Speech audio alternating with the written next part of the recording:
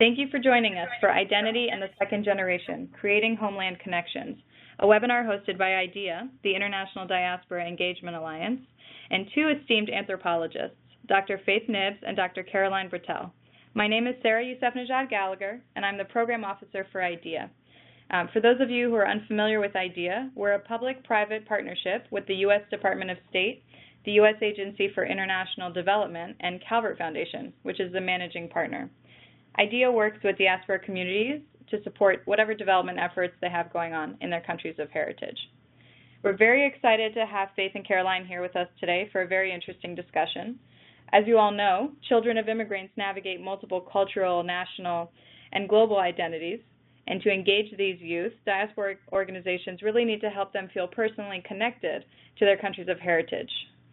Faith and Caroline, who have recently just authored a book on this same topic, the book's called Identity and the Second Generation, How Children of Immigrants Find Their Space.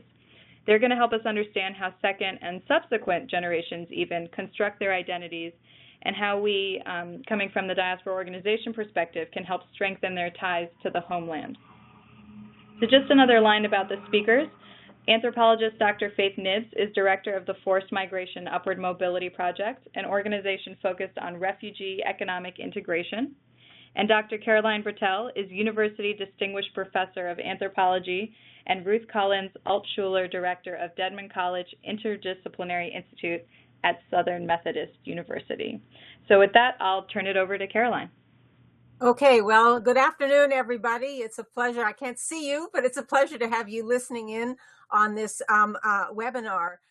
We have a division of labor. I am going to start by talking in sort of general terms about the children of immigrants, sometimes referred to as the second generation, and I'll come back to that in a little bit.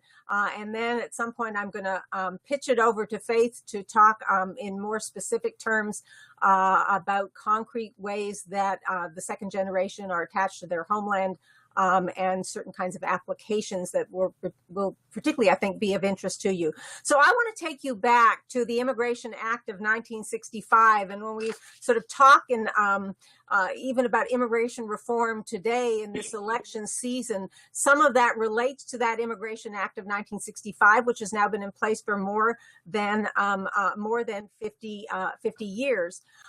The result of that Immigration Act, although people didn't really understand it at the time, was, of course, the immigrant population in the to the United States in particular, and we're going to be focused a lot on U.S., but then broaden out to some other host societies for immigrants and their offspring.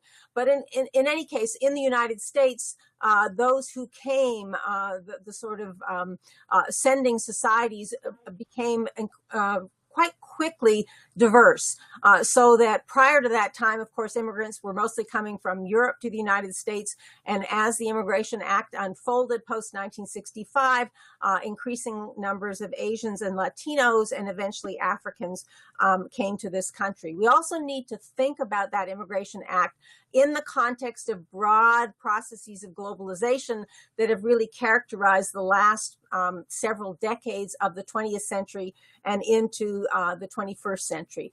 There was a slow start in opening up immigration. Again, I hope people appreciate that there was a previous Immigration Act in 1924, and that sort of closed down immigration for about 40 years until the 1965 Act. So after 1965, the doors opened slowly. People around the world responded slowly. And of course, some of this was impelled forward in particular by Vietnamese immigrants and the Hmong, amongst them a community that Faith knows a great deal about. So the Vietnamese came obviously after 1975 and the fall of Saigon, but particularly after 1980. And of course, in 1980, we also had the passage of the Refugee Act in the United States, which is another element of this kind of broad story. So the numbers of newcomers to this country sort of increased slowly. And then I think we could talk about the boom decade really being the 1990s. We know that it was a prosperous decade in the United States. There were lots of jobs, and the country was particularly attractive, but also simultaneously lots of problems around the world that impelled refugee populations to come to the United States. So by that, I'm saying that there was a kind of slow emergence of the so-called second generation, or the children of immigrants in the United States. And by the 1990s, they were beginning to grow to adulthood. And that's even more true after the turn of the century, in the first decade of the 2000s and on into our present time, that the number of children of immigrants has expanded exponentially over time. And that's extremely important. Now, when we think about this population, of course, we're talking about a lot of different young people growing to adulthood.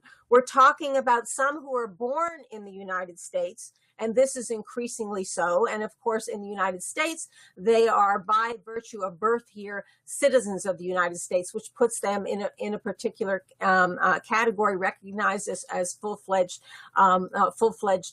Americans. And of course, again, if you're somebody interested in other destinations for immigrant populations, one needs to sort of pay attention to those citizenship laws and whether there is birthright citizenship or some other form of granting citizenship. Some were born in the sending society and came as very young children, and in the literature, they're often referred to as the 1.5 generation. They came young enough so that as they grow to adulthood, they feel very much a part of the American experience and being American, although their country of birth is elsewhere. And then, of course, there are also the children of immigrants who came more in teenage years and this sort of more full-fledged adults. So this is a very complex population, the children of immigrants. The other thing to say then also is that many of these children of immigrants are legal. They are citizens, or they've been legalized in one way or another, even if they came as young children. And then there is a large population of the children of immigrants who are not legally in this country. And if you have been paying attention to the concept of the dreamers, that often refers to particularly Latino children who have been brought into this country, who grow up thinking they're very much American, have gone through most of their schooling in the United States.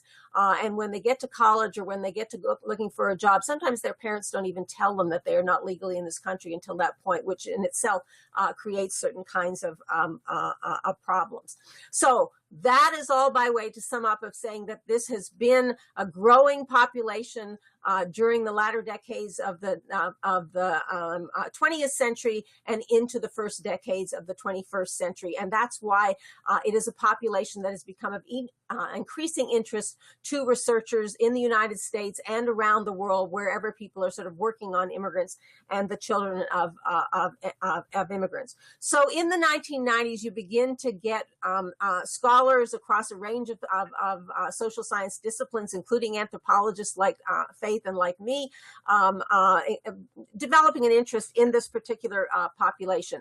I want to, before I go on in general terms about this, just remind you also of what was happening during what we call the third wave of immigration, that is the immigration that came in the late 19th century into the first part of the 20th century up until 1924. There, the parents, and these were immigrants coming from Southern Europe, coming from Eastern Europe in particular, very much wanted their children to become American. They discouraged them from continuing to speak their own language. They pushed for a kind of assimilation model that was very present at the time. I am simplifying here a very complicated issue that, of course, is intertwined with the First World War and then ultimately the Second World War. But it's interesting to think about that in terms of the assimilation model that was so dominant at that period of time. And so scholars thinking about this, the new second generation, the new group of children of immigrants in the latter part of the 20th century, were looking back to this assimilation model in relationship to a globalized world and sort of questioning whether this really was something that applied to this second generation, because there was a lot of movement back and forth between the homeland country and the receiving society. And in this context, scholars started talking about a concept of transnationalism, that the parents of these immigrants were very much transnational, operating in social fields that crossed national borders, very much related to their home society. Obviously, the mechanism by which we're talking to you today, the internet grew up, telephoning became cheaper and cheaper, and the way and airline transportation expanded. So there were lots of ways in which contacts with the sending country, the homeland country, could be sustained, and hence the development of this concept of transnationalism.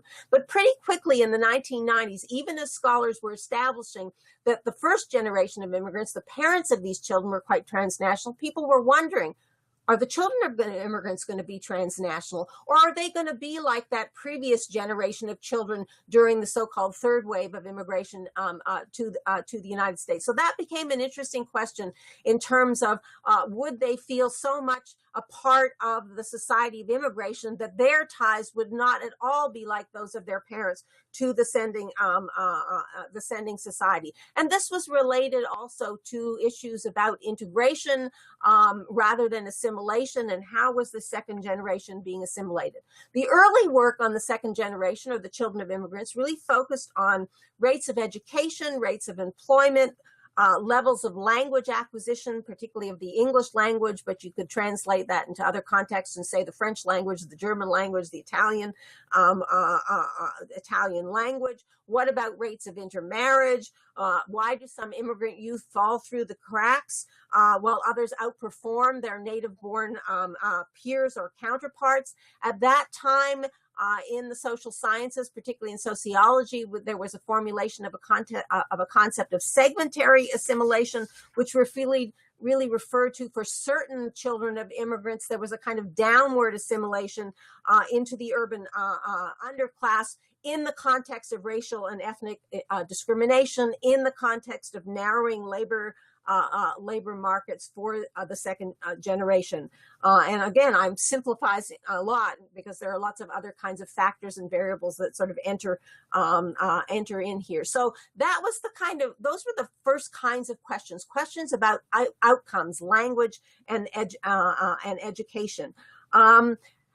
That then followed, or was followed by the kind of questions that Faith and I as anthropologists are interested in, which have to do with issues of identity and explorations of ethnic self-identification, exploration of how race in America in particular, but perhaps in other social contexts or national contexts also, how race is negotiated, of generational and cultural dissonance between parents and children in relationship to how people self-identify, and also processes of change. And what we started to find, I think, is that a lot of these children of second generation were negotiating double, if not triple, or multiple identities. And sometimes that related to social location, that they could identify in one way in a school context, in another way in their temple or mosque or church context, in another way at home, and that they were operating with these kind of multiple identities, and also who they identified as if they went back to their homeland with their parents, how they identified themselves versus how they identified themselves in the United States. So there was a lot of code switching going on between one identity and another, depending on social location. This was hit home really strongly to me when I was doing some focus groups with the second generation, and I've never forgotten the comment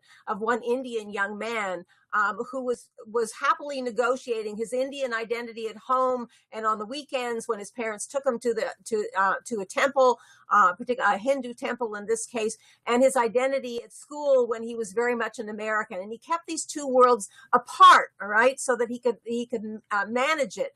And then he turned some major age, I forget if it was 16 or 18, and his mother had a party for him and invited both his temple friends and his school friends. And he freaked out, he said, because all of a sudden he had been keeping these identities separate, and there were these friends together some of whom he related to as being Indian born and some of whom he related to as being American born. So this became a kind of issue or question of interest to me. Just a couple of final comments before I turn it over to Faith. I wanted to note that there is a large literature that talks about when these children of the second generation are in high school, they sort of tend to have this sort of American identity. And sometimes it's when they go to university and college and they find that there are organizations in universities or college that are geared to Asian students or geared to Latino students or even more specific. They start joining this, that they develop this kind of homeland identity that they might have not made so salient in the high school context. And certainly my own article in our book sort of deals with that in terms of some campus organizations in relationship to the children of immigrants of Asian backgrounds, of various diverse Asian backgrounds. The other thing that I wanted to say, because I've also done some work on this before I sort of throw this over to Faith with even more specifics, is that there are lots, within these immigrant communities, there are lots of voluntary organizations that the parents are involved in and pull the children to being involved in, whether they are ethnic organizations or they are religious organizations. And through those organizations, I think that children develop some of these homeland ties. So, for example, in my work on the Indian American community, there are Lions Clubs. A Lions Club is an international organization. I'm sure most of you are very well aware of it, but there are Indian Lions Clubs in the Dallas area where I've done this research. And they formulate these so that they can do charitable activities in the U.S. context, but also charitable activities in the Indian context, supporting certain kinds of projects in the homeland back in India. And so they will say the reason they formed their own Lions Club chapter within the context of larger Lions Clubs is because it allows them to engage in these homeland projects. There were many other kinds of voluntary organizations that I unearthed, and they're bringing younger people and the next generation. These were formed by the first generation, but they're now bringing the second generation, their children, their offspring, into these organizations. Another one that I know of is an organization developed in the Dallas area called Pratham, which is specifically organized to raise funds directed towards expanding literacy and education in India. So I think in terms of the kinds of applications and what one might want to tap into in terms of forging or enhancing those ties to the homeland, those kinds of organizations are certainly a place to find both first and second generation who have maintained those ties. So I'm going to stop there and let Faith turn it over to Faith, pass the baton, and then we look forward to your questions at the end. Thank you, Carolyn. Okay, so I want to talk about some of these, some different foster areas that we found that the second generation is engaging in, and how that might apply to engaging this group in economic development back in their home countries. And I think one of the things that we might take away and understand from what Caroline says is that understanding their feelings of connection to one's country of heritage is forged, right? It's not something that's natural. It's something that's forged either through these activities or these groups that people are going through stories that they've heard, through social connections, through perhaps video or satellite television. And if identity is forged, then that means someone's heritage identity is somewhat up for grabs, right? That it can be constructed by these activities, and that I think important to understand. So knowing that, so it's also important to understand who is doing the forging and the structural pathways that they use, whether it's the internet, whether it's travel, whether it's through some of these social organizations. Those give you specific target or specific spaces that you can target the second generation in development outreach. And something to also be mindful about is that the second generation who has grown up in the West is also very tech savvy and investment savvy. And so in creating campaigns, it might be profitable to study the kinds of investment and marketing messaging that this generation is engaging with here in the States or in other countries in the West, and create similar investment packaging to what they understand and what they've grown up with. Also be mindful that this generation, or the second generation group, is growing up in a unique time where there's a resurgence or a reawakening of what we call social consciousness. It's led them to invest and engage in a plethora of social issues here in the U.S. and abroad. And it might be useful to research and understand what those social issues are and how they might tie to development in your country. The second generation in particular is using investment in these lesser developed countries of heritage as an outlet for those feelings of social responsibility, and that is something to be aware of and tap into. I want to give you a couple examples of how this is played out in the second generation of some countries. The Chinese, for example, have used video and satellite television and internet social networking to create what we call a historical memory that connects the Hmong diaspora with China as their homeland. What is interesting about this is that Laos was the country that they fled, and the actual historical ties to China are somewhat tenuous.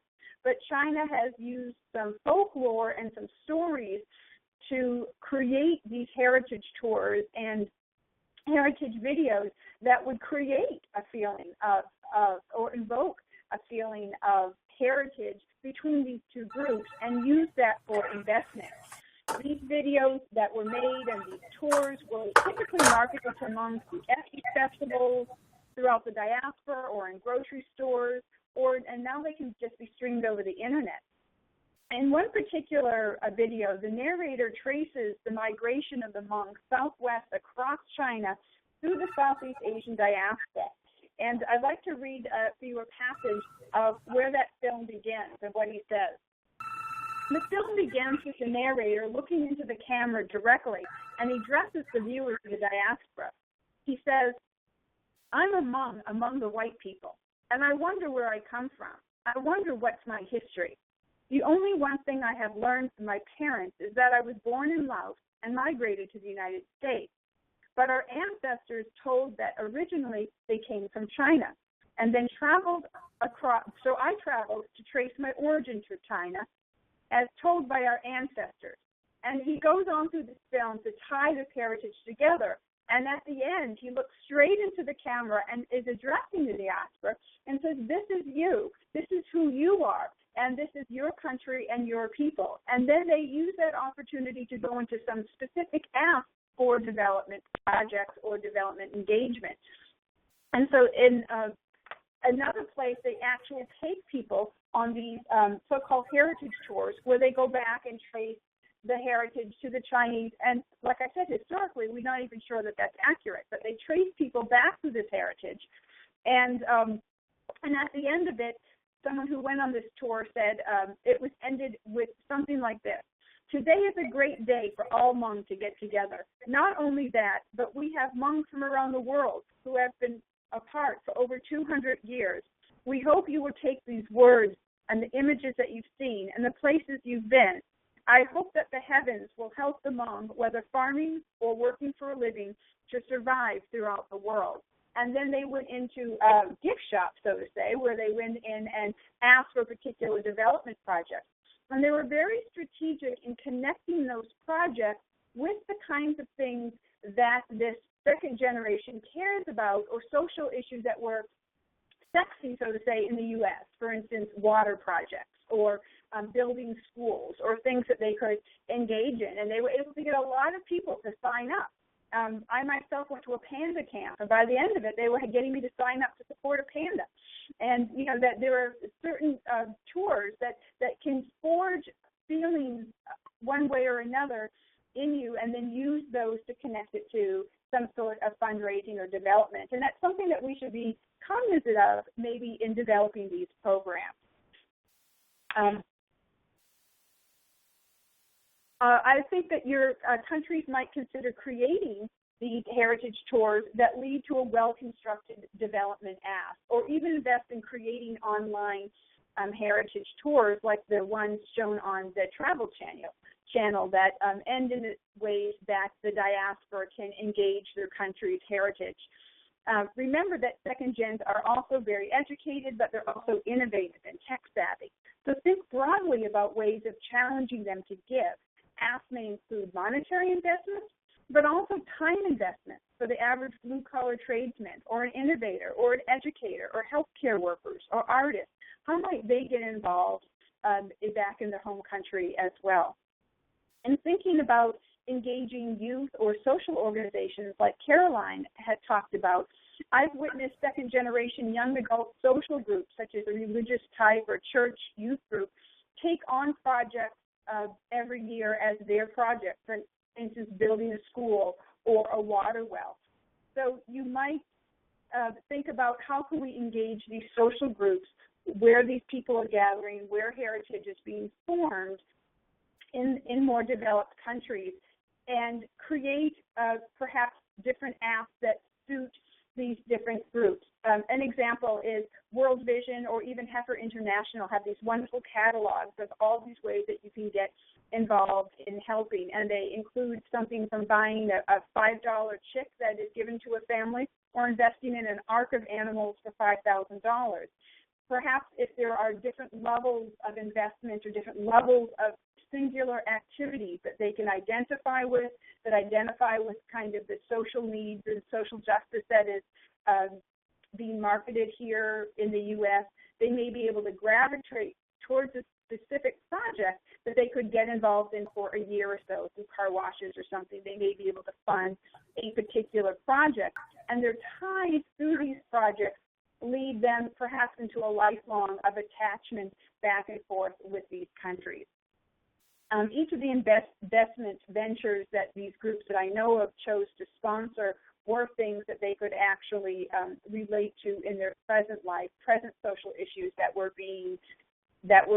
they saw on television and things every day. And finally, I would suggest market testing some of your ideas with groups of second generation, and then set up some way to track the success of these efforts. When I was at a World Bank organization venture, when they were talking about these, there was one country that spoke of all these different ventures they have, but they had no way of gauging if those efforts even produced any kind of investment back and forth. So in setting these up, come up with a way that you could track whether or not it's working and leading in back and forth. I mean, you may find people who are educated willing to come back and spend a year teaching, or people who would translate publications that they've made into the language that has them available back in their home country, or things that they've created or invested or invented to be available for use of that technology to be of use in their countries of heritage. You know, it strikes me with these commercials lately for Ancestry.com is a great example of how ancestry and heritage is kind of up for grabs. One particular commercial shows a man who thought he was German his whole life, and so he wore the lederhosen and he danced and sang and went to all these German things, and we really felt connected with the German world and went back and visited Germany at several occasions, and then they did an Ancestry.com DNA test and found out that he was actually Scottish. And so then all of a sudden they showed him wearing a kilt and talking about going and visiting that land. So, you know, this heritage is completely malleable, right, of who we think we are and what we think we're connected to. And it gives us all an opportunity here that are looking for people to reconnect with their country of heritage and invest in that area.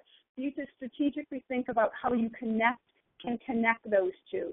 The feelings that people have in their homeland, where they're being created, and how that might be tied to investment in the country of heritage. And we don't even say the country of where they've come from, right? Because like the Hmong, the country of heritage was not even the country that they came from. So in that way, heritage is malleable. It's something that those feelings are somewhat created, and that gives us all pause to maybe think about how we might use those feelings in helping bolster the development of lesser developed countries.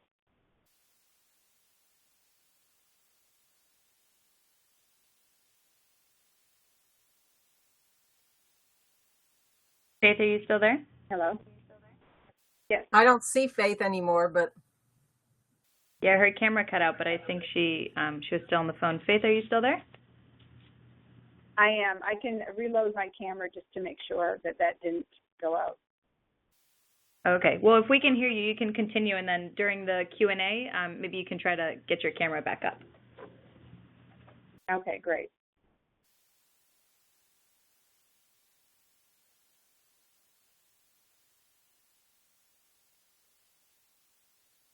Sorry, Faith, do you still do you have more to share, or should I go to Q&A? I Sorry, think we I go didn't to. catch if you were finished. I'm sorry. I am finished. Thank you. Oh, okay.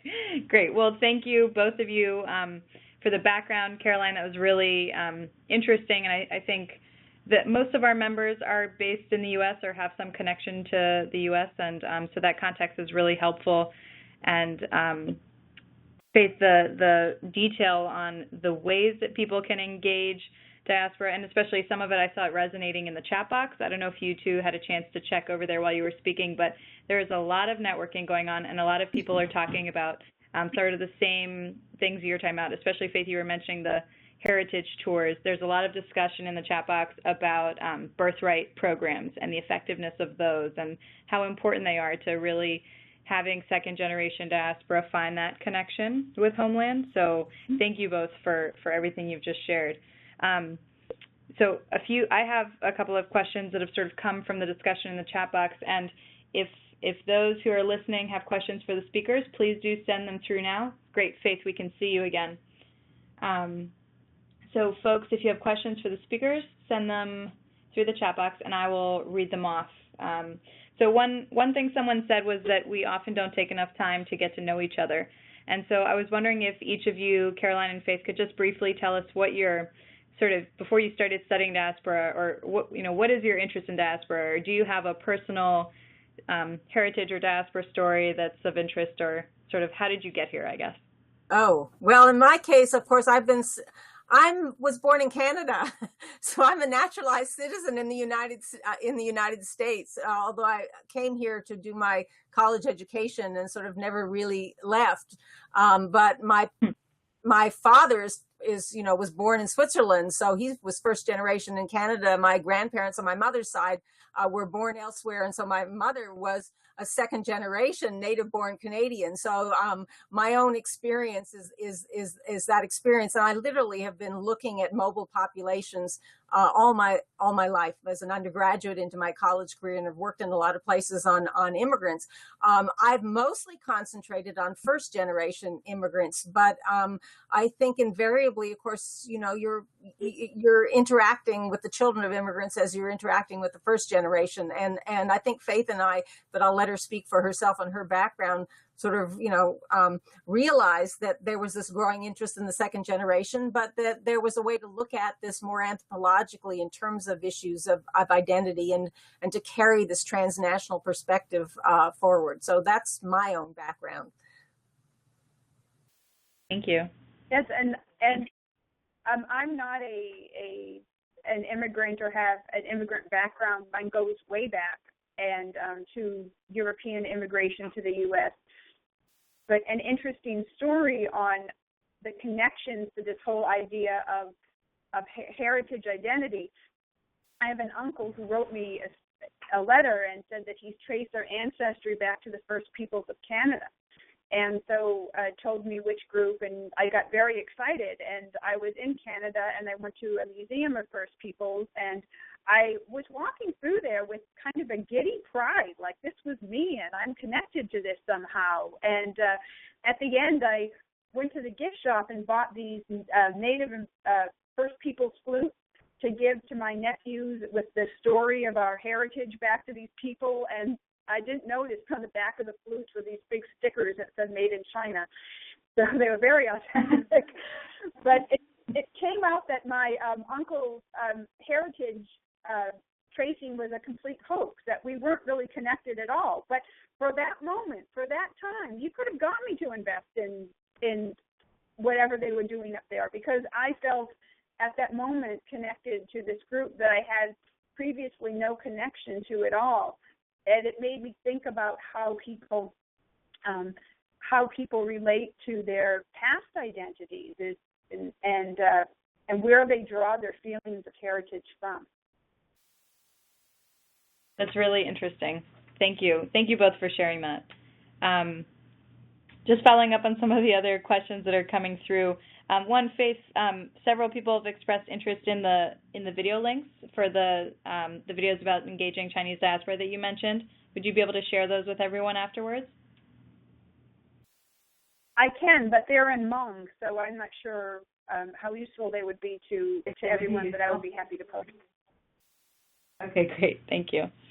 And then about birthright programs. So programs that have, or they give the opportunity for second-generation diaspora or second-generation immigrants to go back to their countries of heritage and either tour or volunteer or, engage in some of the other activities that you guys have discussed.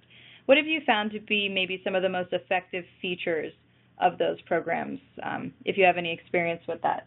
Because I think there are a lot of different kinds, and some of them have reputation for certain type of activity or person who would engage, but since this is something a lot of the attendees have been talking about either doing currently or that they want to start doing, I think it'd be useful to hear from you guys what you think would be the most effective way to do that. You want to start that one, Faith? Sure. I don't know what would be the most effective way. I think it would be profitable to gain a range to visit a range of heritage tours and kind of see what speaks to particular people of particular groups. I don't think there's going to be anything, one thing that's a magic bullet, but there is a story in our book from someone who went on one of these heritage tours, and she speaks firsthand about, and she's second-generation Vietnamese, and she talks about how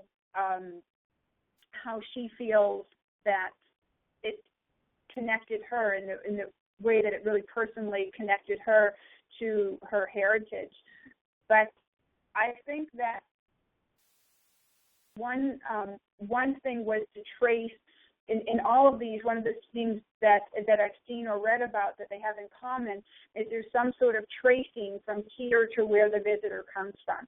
So there may be separate audio tours that can, or for the people that come from different countries, because they needed to effectively trace that link of we are the same people from this place of heritage to where they came from. So it's either, we had to cross because of a potato famine and thousands of people came this route or came through this Ellis Island or whatever the trace is, that there's a trace from here to there that connects you as one people separated.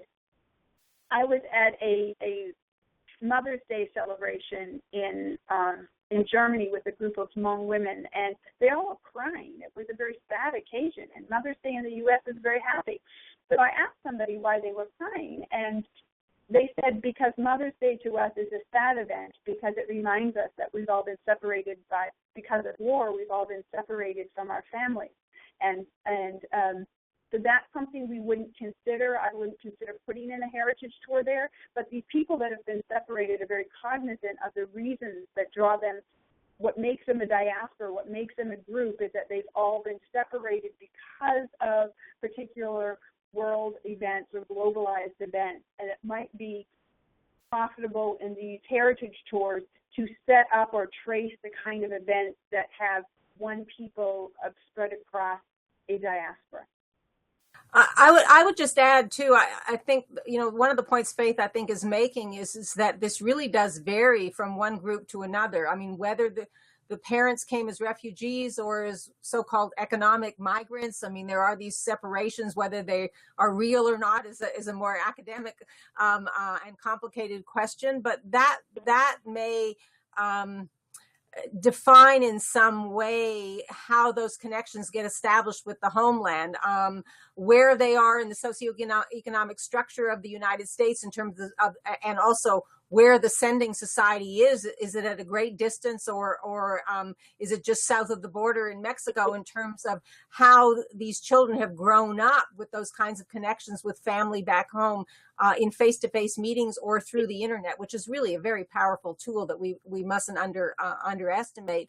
I found, young Indian kids are going back once a year or once every other year. So they have a really solid connection with their homeland community, with the grandparents there. Sometimes the grandparents come to the United States. And so that sort of building up of the identity then becomes a foundation, I think, for perhaps their interest in volunteering back in the home society through a U.S.-based organization, through an Indian-based organization, and you can, replace whatever country you want there, finding a job back in the sending society. I mean, these Vietnamese kids are interesting because for so long they really couldn't have that kind of a connection. So they're kind of rediscovering their country, and that's not true for others. And there are second and by now, sometimes even third generation, because they have the language facility, actually working abroad for a period of time, which I think is also true of young Chinese. So I think there are multiple kinds of mechanisms for this, creating these diasporic connections that result in some kind of activity in the homeland. I think that's right. And I would just note, yeah, go ahead, Faith. Something else I might add as well is that in anthropology, we talk a lot about how we're the same and not necessarily different. And I think that that we can find around this world many more ways that we're the same than different. And it's important in these outreach activities to perhaps help reforge a connection to that homeland through those same mechanisms of how they're the same people. I mean, if the result is that you want people to feel connected to a space or a place, like a country, they have to first feel connected to the people who are in that space. And then from there, from the people, it becomes a connection to a place. And so it's kind of tracing that path through these connections that might also be beneficial. I think that's right. And I wanted to emphasize something, I think, related to what Caroline was saying about the Indian diaspora, for example, children getting to go back once or twice a year, having a close connection with people. I think we just have to remain conscious of the fact that this isn't something that's accessible to every diaspora. There are financial and political reasons why this may not be the case. So I've grown up in the U.S. My parents are Iranian, and I've never, ever been to Iran because of political reasons, and my parents haven't returned either. So this is unfortunately a barrier for some folks in being able to connect back home. So there's a question actually related from Funmi asking, how would you encourage second-generation children, I guess, to engage or to have that connection if they feel like when they're trying to connect, they're rejected by the people from the homeland? Maybe it's because they don't speak the language or they have a different accent, or just the perceptions of people who left the homeland is, not a positive one. So how would you encourage these youth to engage?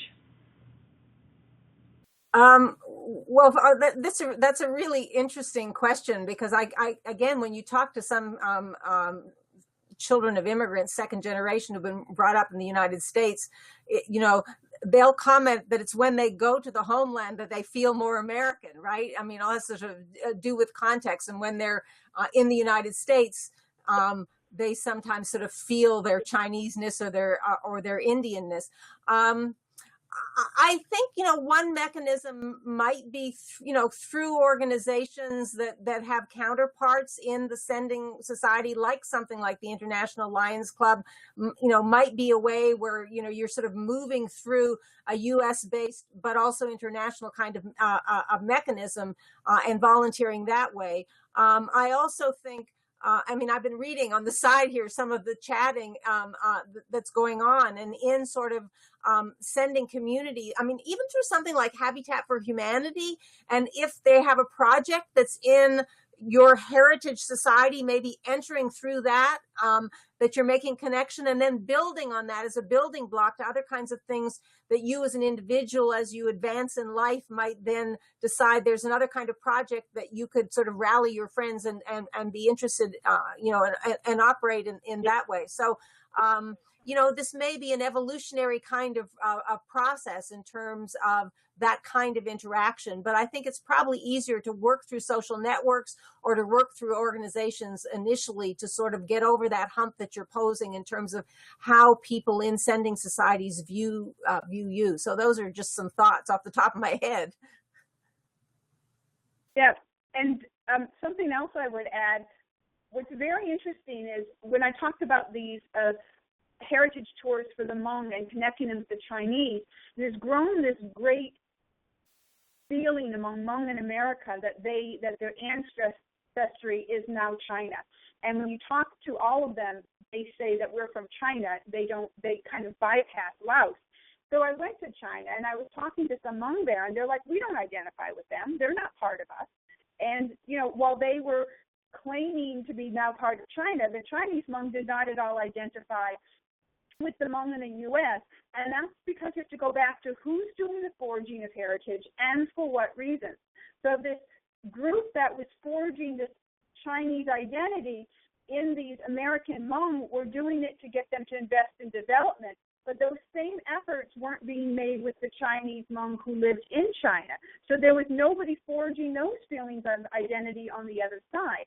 So I think it's a two-way street, right? That it's not just, I want you to feel part of us, but we want those left behind or those that haven't moved to feel like they're part of this broader diaspora as well. But the diaspora just isn't out there, that is actually in the homeland as well. And that takes also some creative marketing, that those feelings need to be forged all the way around if you want to be successful. Thank you. And a fundamental question from the audience. Someone wants to know why we refer to children of immigrants as second generation instead of first generation. And I know this answer sort of changes depending on who you ask, but maybe you two can give a little insight into that. Well, the first thing I want to say is I think we've been very careful not to say second generation immigrant, because they are not immigration. They are not immigrants. So the first generation is really the immigrant generation, born in another country and travel, come to the United States or gone to France or Germany or whatever, host society you're talking about. The second generation then, or the children of immigrants, and we have a little discussion of this in our book because we sort of left up to the authors. It's an edited book with several contributors to kind of define how they were using those terms in their particular context. But generally the second generation is then born in the host society or the receiving society, the country to which their parents emigrated. As I mentioned, the 1.5 generation, born in the country of their parents' birth, but coming to the host society or receiving society, whatever term you want to use, at a very young age, such that they don't remember much about their parents' society, and they really sort of grew up feeling that they're American or French or whatever else. So in my personal case, I guess my father was first generation. I'm second generation there, but my mother was second generation, the child of parents born in Ireland and England. So you can get complicated families that way, but that's the way. But as I say, we were careful to talk about the children of immigrants. We felt that maybe that was a little less fuzzy than these other terms. Right, thank you. And coming from the academic perspective, this is a good question for you two. Do you see an area of opportunity for post-secondary institutions to play more of a role in helping diaspora engage with their home countries? Oh, yeah, very definitely. I mean, it depends on the institution. But again, going back to the particular chapter that I wrote for this book, it is really on Asian American organizations in the context of the university teaching the children of immigrants sort of leadership skills. I mean, you're trying to create the next generation of leaders. And again, for some children who feel like they're in the background, so they sort of can, come out and sort of deal with these double identities and for who they are and sort of create their space. Because there's a certain amount of agency that we talk, about both the structural context and the agency of young people. So I think there's a lot of opportunity. International organizations working with local level organizations founded by immigrant communities themselves, or in the sort of tapping into the young people in our colleges and university, their increasing number of the children of immigrants of various backgrounds in those universities, and engaging them in that way. That's why I'm sort of saying, something like Habitat for Humanity, but link that on to heritage kind of things, that I think there's a lot of opportunity that way in terms of forging those connections that might not have been forged through these kind of familial transnational ties. I've even seen some universities have travel programs, like a summer travel course that takes some of these second generation children of immigrants through somewhat of a heritage tour. I know that there are two universities in Wisconsin that take Hmong second generation kids for course credit on a tour, and for some of them it may be their first time ever going back to Laos or going back to some of these countries, where they emerge with this new sense of belonging. They see firsthand perhaps some of the development needs and how they can invest. And remember, these kids are going to be the ones to go on to be the movers and shakers and people in society that may have means and connections to really draw people back and forth. So I think college is a great opportunity, a great space to work within to help forge these connections. I've got one eye on this chatting here, and I see a rather interesting question about governments and I guess young people from countries that we identify in a particular way. But again, Faith and I did an article once called "Lived Hybridity," and it was really on the Asians on campus. But I think it's really important, and this may be less true in the United States, although I don't want to be quoted about this, than in some of our European host society counterparts. But it's really important to sort of, I think, foster this dual identity and to allow people to be proud of being of the country where their parents brought them or where they were born as the children of immigrant parents, but also to maintain that kind of pride in the country of origin. And that's why I think at the end of the 20th century and into the 21st century, we work more with this kind of transnational model than with an assimilation model, because that was a little bit constraining. And it doesn't mean that anybody is feels less strongly about their American identity, but that can coincide with a pride of heritage that can then manifest itself in various kinds of actions and activities. One of the chat responds or questions was asking about the receptiveness of this kind of research to foundations and their investment interest in the kind of work that we're doing.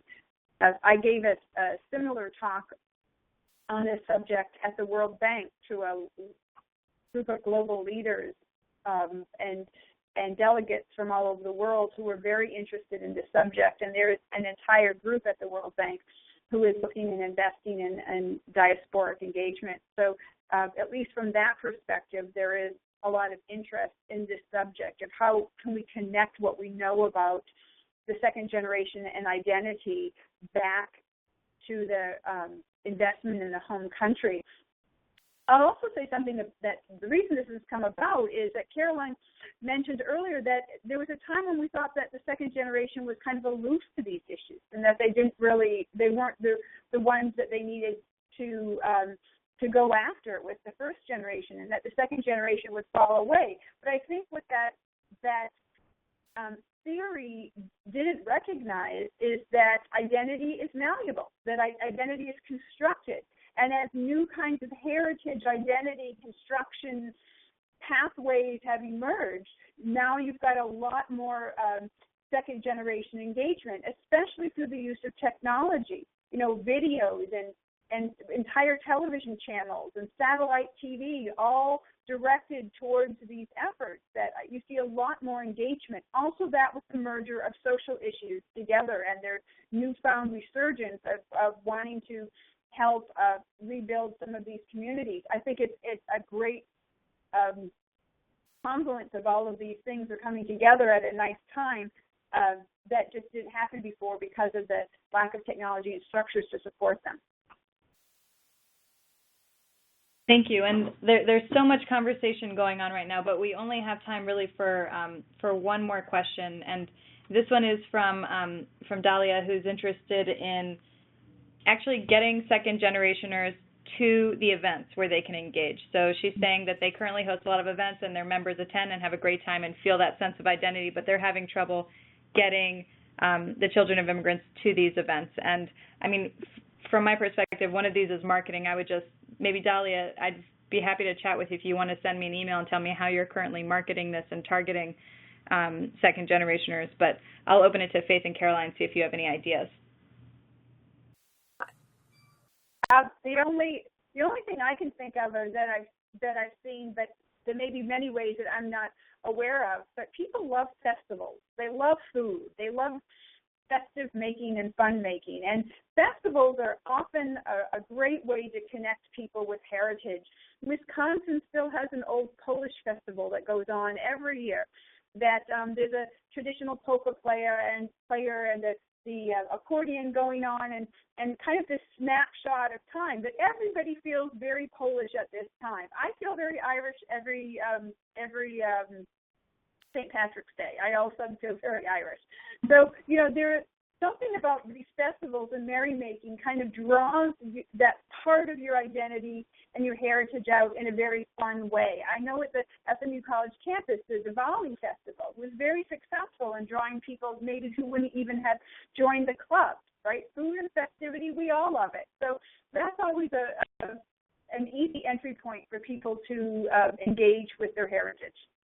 The other thing is that a lot of these festivals, you have booths and things like that, and particular organizations that have some interest in some sort of homeland investment or homeland volunteering or something like that. If you have a booth with literature that you pass out, you might actually, reach a few people. And all it takes, I think, again, based on issues of social networking, is a few people to get galvanized, and then they'll probably bring in their friends.